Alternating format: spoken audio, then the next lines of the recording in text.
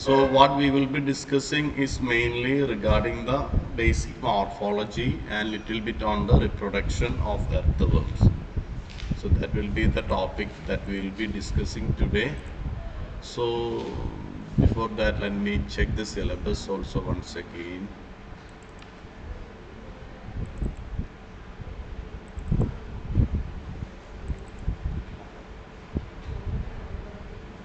Okay, so in your syllabus it is mentioned as species of earthworm, ecological classification, that is what you have studied about a different type of like anisic earthworm like that.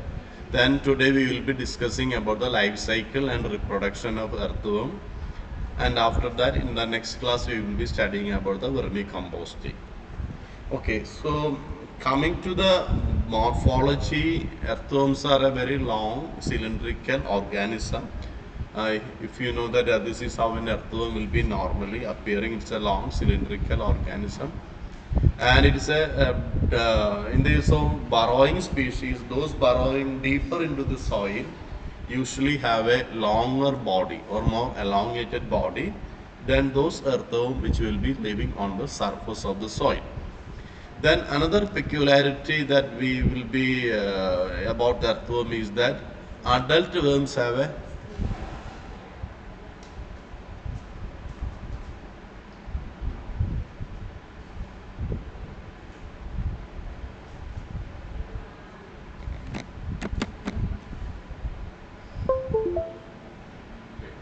so another peculiarity is that adult worms have more elongated body than juvenile. Juveniles means younger ones.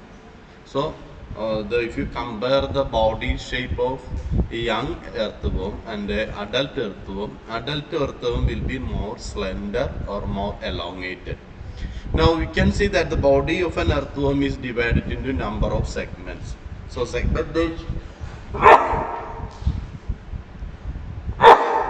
is an important feature of most of the earthworm. So you might have studied about metamerism or segmentation. So the segmentation is a basic feature of the earthworm. Now if you look at the morphology again, the first segment of the earthworm into which the mouth opens is known by the name peristomium. Here you can see that this is the front part or the anterior portion, and this is an enlarged portion.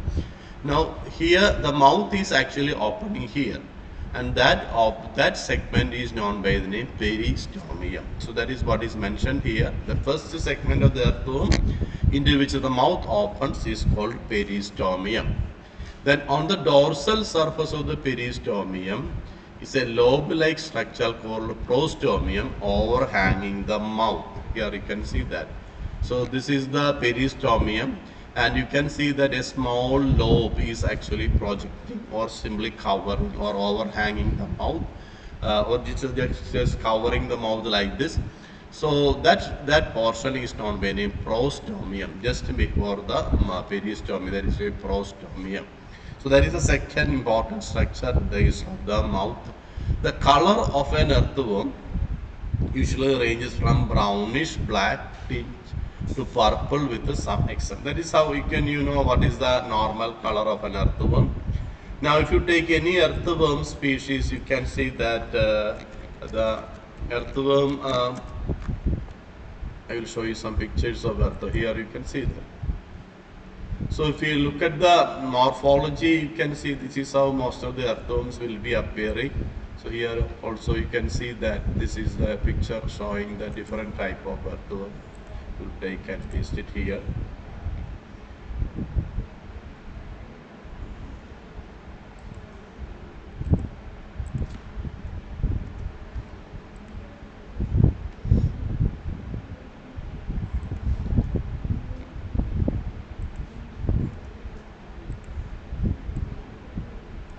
See, in this picture you can see the dorsal side as well as the ventral side of an earthworm is clearly shown here. So this is how here also you can see that this is the peristomium, and this is how the prostomium, and you can also very clearly see how the mouth is being protected or covered by the prostomium.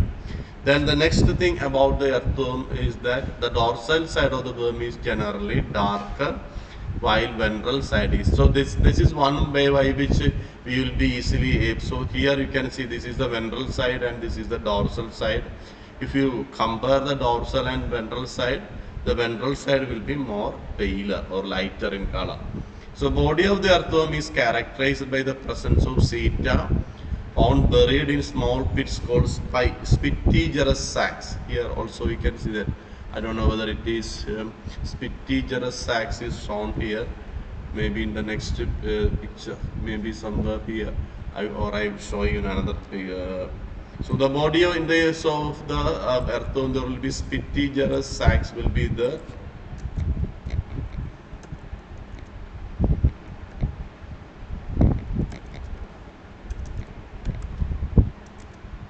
We may be able to find it here. Is it?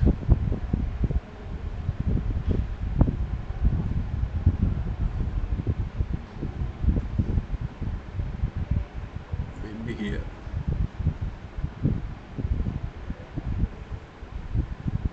Right. Okay.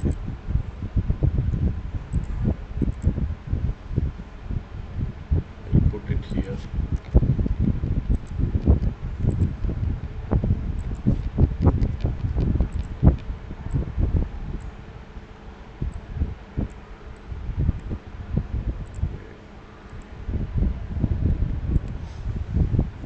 So the next point that the body of the earthworm is characterized by presence of seta found buried in small pits called spitigerous sacs in all segments except the first segment. So that is what is shown here. You can see the spitigerous sacs is here. So these are the small openings.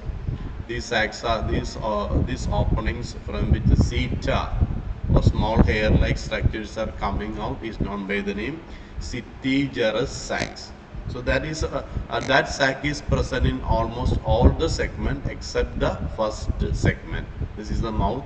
In all other segments we can find this small. See, there is a ring of seta. So seta will be present in all the segments except the mouth segment or the peristomia. So that is another peculiarity of the earthworm. So body of the earthworm is characterized by presence of seta found buried in small pits called spitigerous sacs, which are present in all the segments of the body except the first segment, which is known as the peristomia. And beside the aperture for the mouth and anus, earthworms have external aperture like dorsal pores, spermatical opening, openings of oviduct, female pores, opening. See, basically if you take any earthworm, there will be a mouth opening as well as an anal opening. Along with that, here you can see the genital openings are there. So there is one opening. Now in the other picture also you can find different sides. See, here also you can find genital openings are there. So these are the different types of. So there will be a mouth will be there, anus will be there. Along with that, the genital openings will be present on the ventral surface near to the clitellum. Then here also you can find the genital papilla or genital openings will be there. So this is the nature of the earthworm. So different types of openings are there, like openings of spermatheca, openings of oviduct, basically genital opening. So that is what is shown here. These are the genital openings, like opening of the oviduct or opening of the spermatheca, etc. In a mature worm, few segments in the anterior region of the worm may be found to be swollen with a glandular thickening of the skin. This region is called clitellum. Here you can see that. See, here you can see almost in the anterior 1/3, there is a swollen portion. This is known as the clitellum. So the presence of clitellum is an important structure in the. Here also you can find this is the clitellum. So this clitellum is an important structure that we can find in the body of an earthworm. Here also you can find somewhere here the clitellum will be present. This is clearly showing the clitellum, and this picture is showing what are the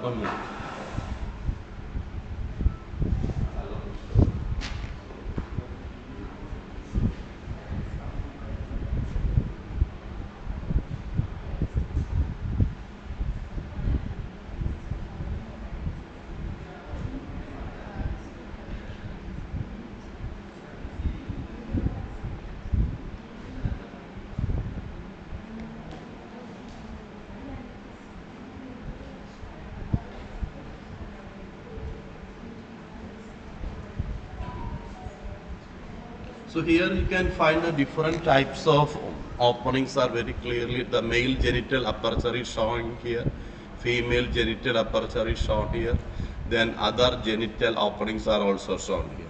So these are the different openings that we were mentioning.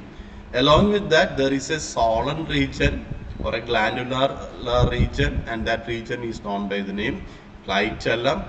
The segments are not clear in this region, and they generally do not have a body seat. That is another peculiarity.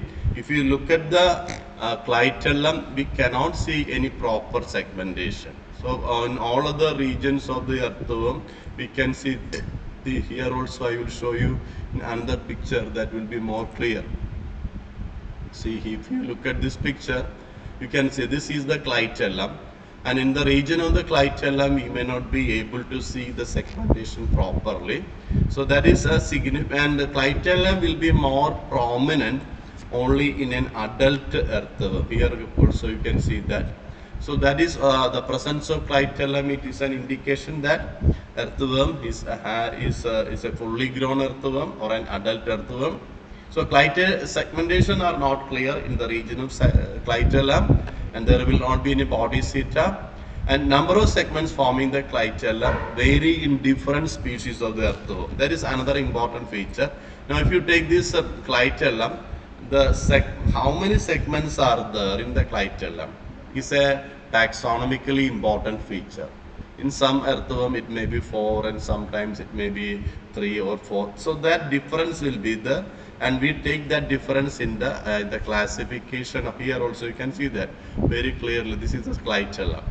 So the nature of the clitellum and segments, the number of segments forming the clitellum will be different or vary in different species of the earthworm. Here also you can see the earthworm. So this is the basic idea regarding the morphology of earthworm. And now we will be looking at the life cycle of an earthworm.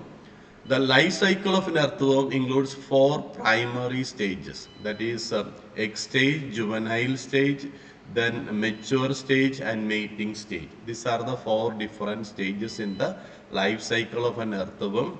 In the egg stage, earthworm starts life in a cocoon for approximately 23 days. So that is the first stage in the life cycle, known as egg stage. And during this incubation period in the egg, unborn earthworm bodies and structure. So the basic structure of the earthworm will be developing in the egg. That is the important feature or characteristic things happening in the egg stage. The second stage is known by juvenile. Juvenile meaning the word young, very young, is known as the word child. That is the meaning of the word juvenile. Earthworm begin life at the relatively small size of ½ inch in length, and during the juvenile stage, earthworm eat a considerable amount and grow quickly into adulthood. And during the juvenile stage, you can see that the earthworm eat a considerable amount, and so that is the second. That is when a earthworm is changing into the juvenile stage, the feeding of the earthworm will be increasing, and because of this feeding, because of eating a lot, earthworm will be gradually developing into an adult earthworm. So juvenile grow into the next stage of the life cycle called non-clitellate stage, and before becoming the mature. See, non-clitellate stage, earlier we were discussing about this clitellum. So just that is first stage is the egg stage, and for following the egg stage you can see that I will show you that.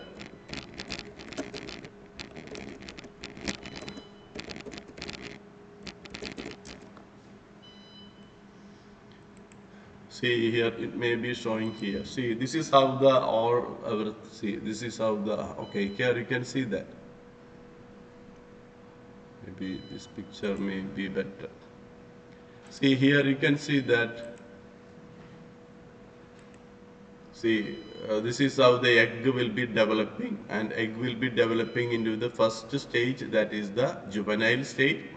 And following the juvenile stage comes the first stage, after the juvenile stage, non-clitellate stage. And after that, this clitellate stage will be coming. Okay.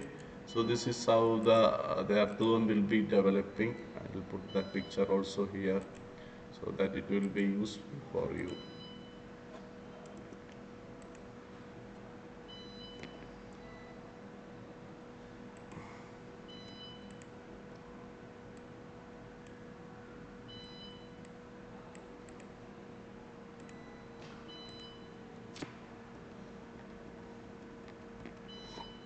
See, now you can see that what we were discussing, there are four different stages: egg stage, juvenile stage, the non-clitellate stage, then comes the clitellate stage, then comes the adult stage and mating stage, then the finally cocoon formation.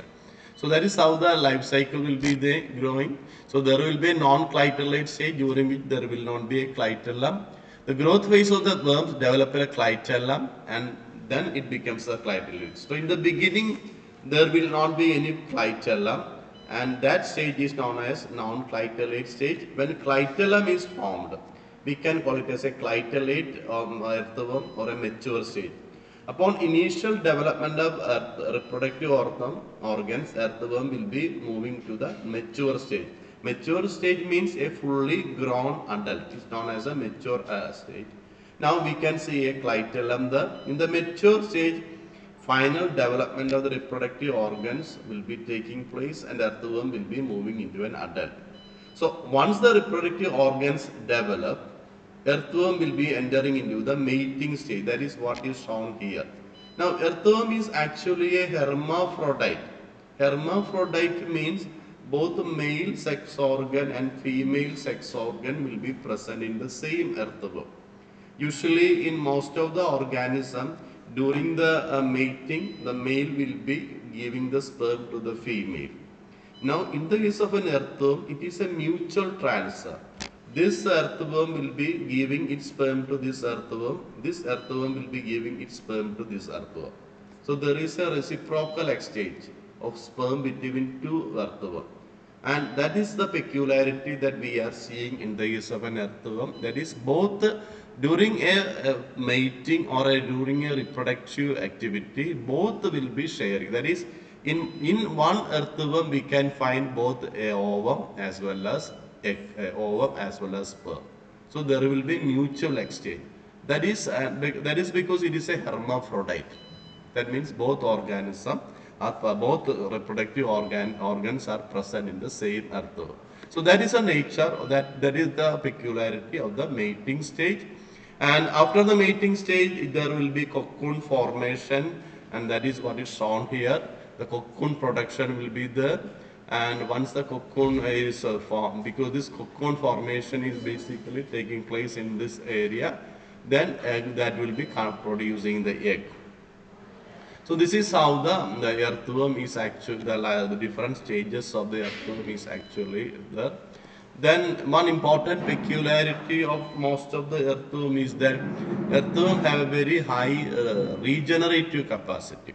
That is, if one part of the earthworm is lost, that also I will show you, because earthworm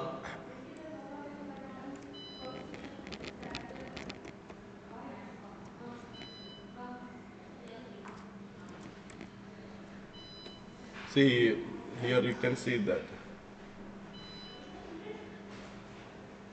So this is because if a small part of the earthworm is cut into two, the earthworm will be able to recreate the remaining portion from the last tip. So this is how the mating is taking place. So this is the region. So there is no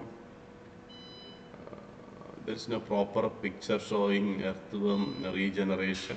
So one important peculiarity of the earthworm is that earthworm has a very high regenerative capacity. Then regarding the cocoon stage also I have shown here.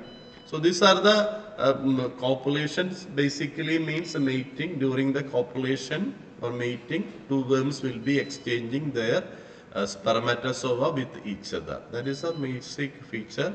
And after that, this clitellum will be slowly developing the cocoon and from the cocoon the eggs will be coming out. So this is an idea regarding the morphology as well as the life cycle of the earthworm.